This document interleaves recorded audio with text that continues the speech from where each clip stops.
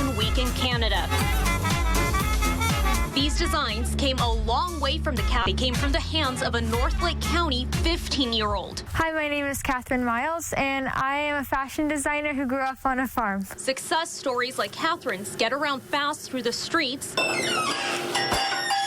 and diners of a small town. Small town girl, you know, that's gonna be something.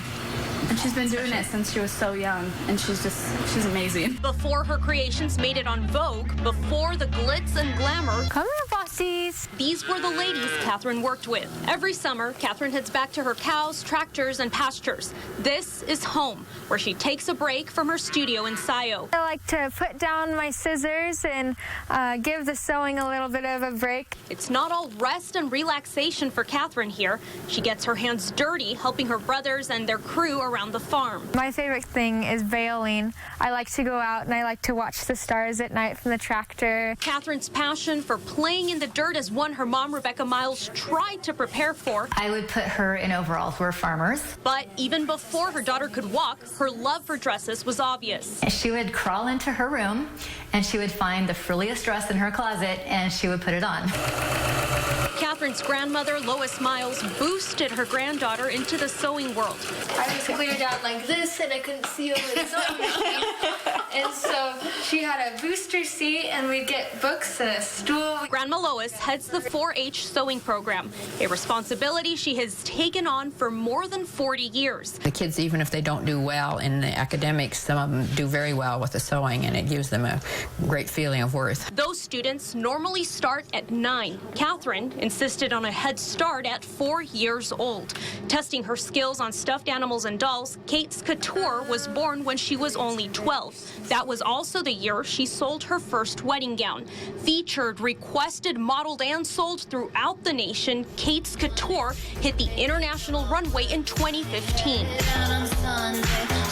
All her hard work and dedication don't just make her dreams come true. I knew I wouldn't find anything else like this, so I figured I'd ask Catherine. Prom dresses are hard to come by in North Lake County, but Catherine has plenty left over from shows and projects. I like to keep my closet stocked at home just for the girls in the community who don't have the money to buy a $200 dress, and so they'll come over and just pick one out and maybe spend a little money like for renting it for a night. Catherine's friend Jade Stockton says it's about more than having that one-of-a-kind custom gown. The young designer's persistence and humility are inspiring. She's motivating young girls to not only go out and do what they want to do and what they believe in, but also to walk with God in that and be faithful. On a global scale, Catherine disagrees with the image of beauty the fashion industry pushes. I've been to fashion shows and seen designers just totally tear up models and say, "You're too fat.